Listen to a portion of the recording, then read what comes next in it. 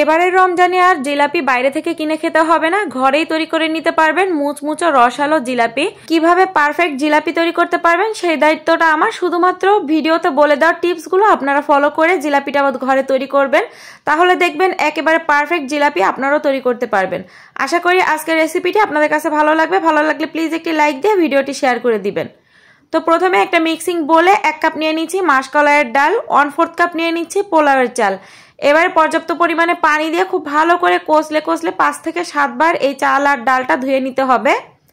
কয়েকবার খুব ভালো করে ধুয়ে পানি পাল্টে নিয়েছি। এবারে নতুন করে পানি দিয়ে এই চাল আর ডালটা আমি 3 থেকে 4 ঘন্টার জন্য ভিজিয়ে রাখবো। ফিরে এলাম 3 থেকে 4 ঘন্টা পরে। তো এতক্ষণে দেখেন ডাল আর চালটা খুব ভালো করে ভিজে ডবল হয়ে গিয়েছে। এবারে এই চাল ডালটা একটা ব্লেন্ডারের জগে নিয়ে নিচ্ছি। আপনাদের হাতের কাছে যদি ব্লেন্ডারের জগ না থাকে সেক্ষেত্রে আপনারা কিন্তু শিলপাটাতেও এটা বেটে নিতে পারবেন। তো অল্প কিছুটা পানি দিয়ে এটা আমি খুব ভালো করে ব্লেন্ড করে নিয়েছি। খুব বেশি পানি দেওয়ার প্রয়োজন নেই, যতটুকু ব্লেন্ড করতে দরকার ঠিক ততটুকু পানিই দিবেন। এবার একটা ছড়ানো প্লেটে নিয়ে খুব ভালো করে এটা আমি ফেটিয়ে নিব। প্রায় 10 থেকে 15 মিনিট খুব ভালো করে এটা ফেটিয়ে নিতে হবে। আর ফেটাতে ফেটাতে দেখবেন এর কালারটা এরকম চেঞ্জ হয়ে আসবে আর এটা কিন্তু আগের থেকে অনেক স্মুথ হয়ে যাবে। ডালের ব্যাটারটা একটা পাইপিং ব্যাগের ভিতরে ঢেলে নিচ্ছি। এই ব্যাটারটা যত বেশি ভালো ফেটাতে পারবেন জিলাপিগুলো কিন্তু তত বেশি ভালো মুচমুচে হবে। জিলাপিটা বানানোর সময় পাইপিং ব্যাগটা যাতে ফেটে না যায় সেজন্য আরো একটা পাইপিং ব্যাগের ভিতরে আমি ঢুকিয়ে নিলাম। তো এটা এখন ডাবল হয়ে গিয়েছে, অতএব ফেটে যাওয়ার কোনো চান্স নেই। এবার কেচি দিয়ে আমি আমার পছন্দ মতন শেপে এটা কেটে নিচ্ছি। প্রথমেই শিরা তৈরি করে নিব। তার জন্য একটা প্যানে 2 কাপ নিয়ে নিচ্ছি চিনি আর 1 কাপ দিয়ে দিচ্ছি পানি। ফ্লেভারের জন্য 2টা এলাচের মুখ ফাটিয়ে দিয়েছি আর কিছুটা দিয়ে দিচ্ছি জর্দা রং, এতে করে সুন্দর একটা কালার আসবে। তবে এটা অপশনাল, আপনারা না চাইলে স্কিপ করতে পারেন। আমি যে রেশিওতে চিনি আর পানিটা দিয়েছি এটা হচ্ছে জিলাপির শিরা বানানোর পারফেক্ট রেশিও। 1 টুকরো লেবুর রস সম্পূর্ণ চিপে দিয়ে দিচ্ছি, এতে করে শিরাটা ক্রিস্টালাইজড হয়ে যাবে না। চুলাটা জ্বালিয়ে দিয়ে এবার এই শিরাটা জাল করে নিতে হবে। প্রথম একটা বলক আসার পরে আরো 3 থেকে 4টা বলক তুলে নিব।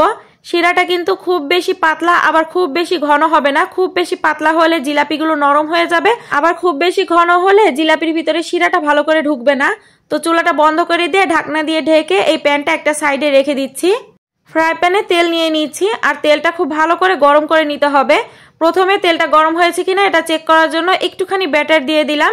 দেন এবারে জিলাপির পেঁয়াজ দিয়ে নিতে হবে। তেলটা খুব ভালো করে গরম না হলে কিন্তু জিলাপিগুলো দিতে যাবেন না, তাতে করে জিলাপিগুলো কিন্তু চুপসে নিচে লেগে যাবে।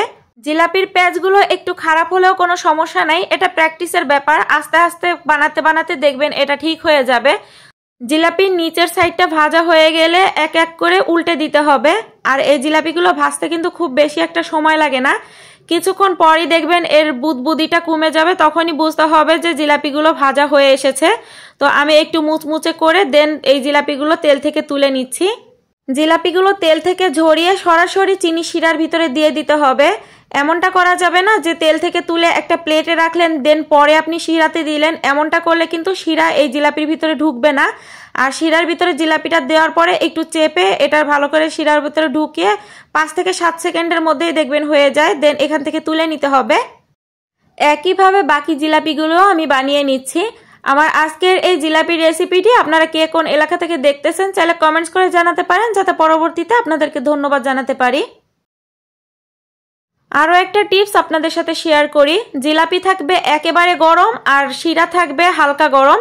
একেবারে গরম জিলাপিটা সরাসরি তুলেই কিন্তু শিরার ভিতরে ডুবিয়ে দিবেন, তাতে করে শিরাগুলো খুব ভালো করে জিলাপি চুষে নিতে পারবে। প্রত্যেকটা টিপস ফলো করে যদি আপনারা জিলাপিটা তৈরি করেন তাহলে আপনাদের জিলাপিও এরকম মুচমুচে আর রসালো হবে। মাত্র 1 কাপ ডাল দিয়ে এতগুলো জিলাপি হয়েছে। তো এখন আমি আপনাদেরকে একটা জিলাপি ভেঙে দেখাচ্ছি।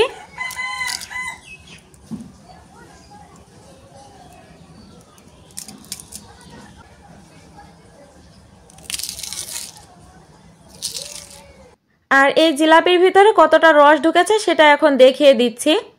এবারের রমজানে আপনারা চাইলে আমার আজকের এই রেসিপি ফলো করে ঘরেই জিলাপি তৈরি করে নিতে পারবেন।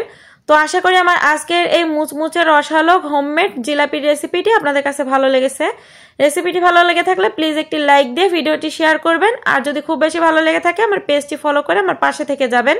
দেখা হচ্ছে নেক্সট কোনো রেসিপি নিয়ে। ততক্ষণ সবাই ভালো থাকবেন, সবাই সবার জন্য দোয়া করবেন। আজকের মতন বিদায় নিচ্ছি, টাটা, বাই বাই।